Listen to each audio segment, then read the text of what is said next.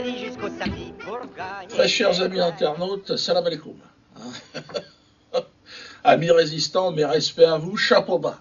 Casquette au plancher, comme on dit chez les jeunes. Ouais, enfin bon, je suis un ringard, je sais, les jeunes me disent arrête, t'es un ringard. Bon.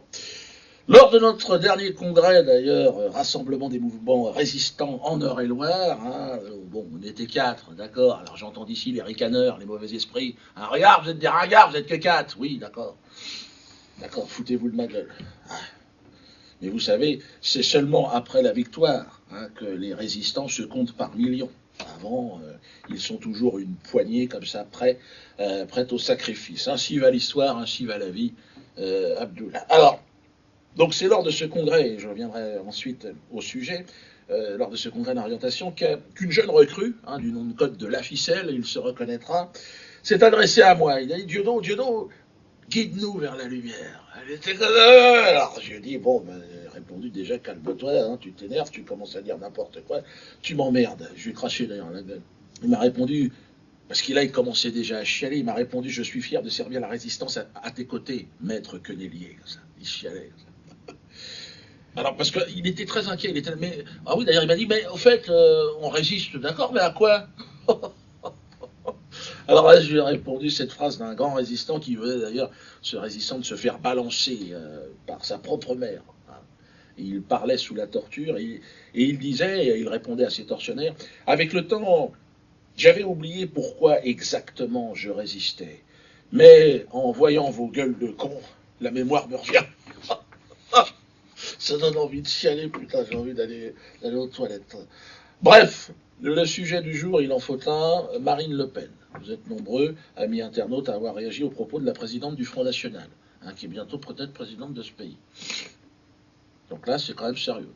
Donc, propos me concernant en plus. Donc, mais pour ceux qui n'auraient pas vu cet extrait télévisé, je vous propose de revoir l'extrait en question. Remontons dans le temps. Merci de m'autoriser à le dire encore aujourd'hui, que le Front National n'est pas un parti raciste, il n'est pas un parti antisémite, il ne fonde pas sa politique ni sur l'origine des gens, ni sur la couleur de leur peau, ni sur leur religion. Nous sommes peut-être que nous le publiquement, disons. si vous voulez dire des choses, oui, ça. Dieudonné, c'est pas votre cam pour parler comme les bons gens.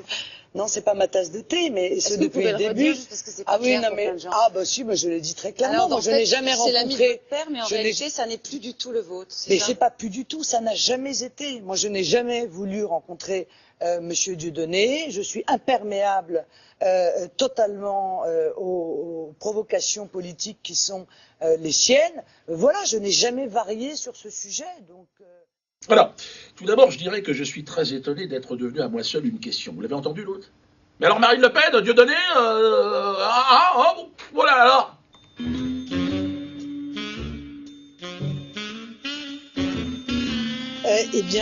Nous sommes peut-être que nous le disons. Si vous voulez dire des choses, oui, ça. Dieudonné, vous voulez dire des choses, oui, ça. Dieudonné. T'as vu?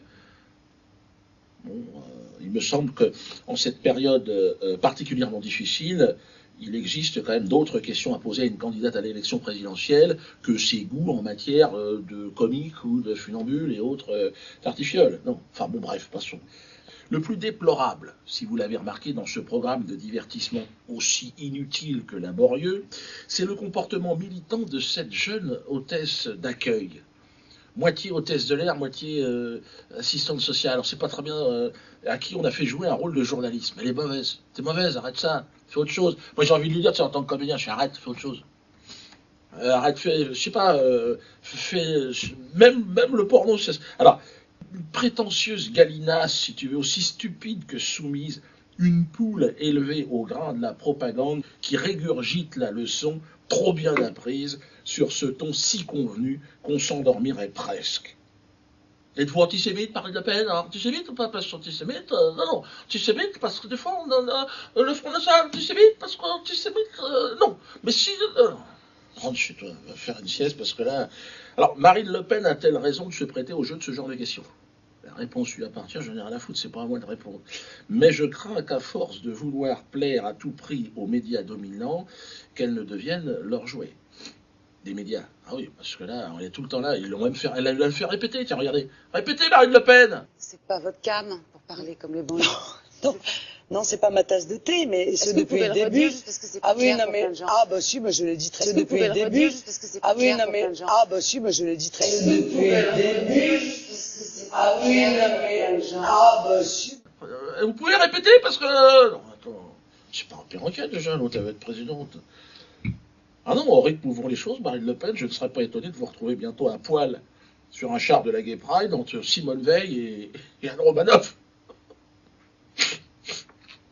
Hein, en train de nous raconter que la France est en danger, hein, et que le danger vient de l'islam. Comme s'il y avait une montée de l'islam en France.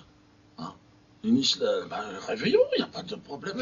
L'islam n'existe quasiment pas. Enfin, regardez-moi.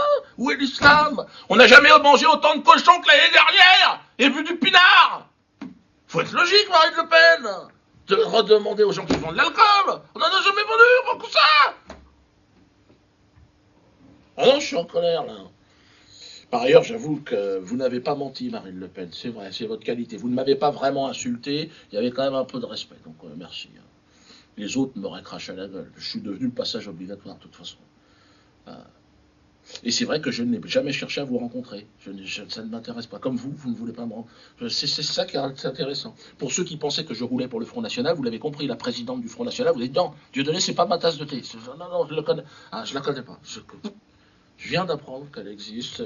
Non, non, mais c'est vrai, je n'ai jamais été intéressé par cette formation politique. Donc là, maintenant, vous en avez maintenant le cœur net. Hein. Donc, comme vous l'avez compris, mon choix politique pour 2012, moi, c'est Biquette. Voilà un discours honnête. Voilà un discours, on sent qu'il n'y a aucune corruption. Voyez-vous, c'est un discours qui ne cherche pas à plaire aux médias. Voilà, c'est tout ce que je veux. Moi. Qu'on nous parle sincèrement. Qu'on nous dise n'importe quoi, mais qu'on le fasse sincèrement. C'est ça qui m'intéresse. Et là, cette fois-ci, non, Marine Le Pen, j'ai trouvé qu'elle était un peu sous contrôle des médias, hein, en me crachant à la gueule de cette façon-là. C'est pas parce que c'est moi, je m'en fous, j'ai l'habitude. Mais je trouve qu'on lui a beaucoup craché à la gueule, hein, certainement, quand elle était jeune. Alors peut-être maintenant, elle veut cracher à la gueule. Bon, c'est pas... Peut-être, c'est pas... Mais son père me paraissait plus modéré, plus raisonnable, plus... Ah, bon, les temps passent, hein, on verra comment les choses se passent. Mais il faut quand même pas faire... faut faire attention, hein, je crois qu'il faut faire attention. Hein. Bon, donc moi, Biquette, votez Biquette, allez sur les sites officiels Biquette, hein, sortez votre bulletin et mettez le bulletin dans l'urne, hein, dans l'enveloppe, dans l'urne, parce que si c'est pas dans l'enveloppe, ça compte pas. Mais de toute façon, ça comptera pas. De toute façon, ce que vous ferez ne comptera pas. Parce que vous allez voter, mais c'est une formalité. En réalité, vous êtes de la merde. Regardez-moi, vous êtes de la merde. Les gens n'en ont rien à foutre de ce que... En fait, on vous fait croire que vous participez, mais c'est de la merde. D'ailleurs, il y a le vote électronique maintenant. Il n'y a même plus de dépouillement, ils n'ont pas besoin. Mais il faut que tu te déplaces le dimanche pour dire, ah, quand même, moi, je vais voter. Allez, vous êtes vraiment tous des cons. Et je vais vous dire une chose. Je suis certainement l'un des plus cons, d'ailleurs, de l'équipe. Hein. Donc, ne le prenez pas mal. Hein. Je dirais même que c'est une qualité. Au moins, on ne se rend pas compte de ce qui se passe. Donc, allons moutons de la patrie, le jour de gloire est arrivé.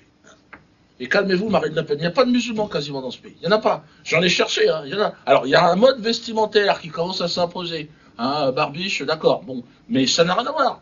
Je veux dire, la plupart, ils picolent du champagne ou des saucissons. Hein. Oui, une bière de saucisson, d'ailleurs. Moi, j'ai goûté ça l'autre fois.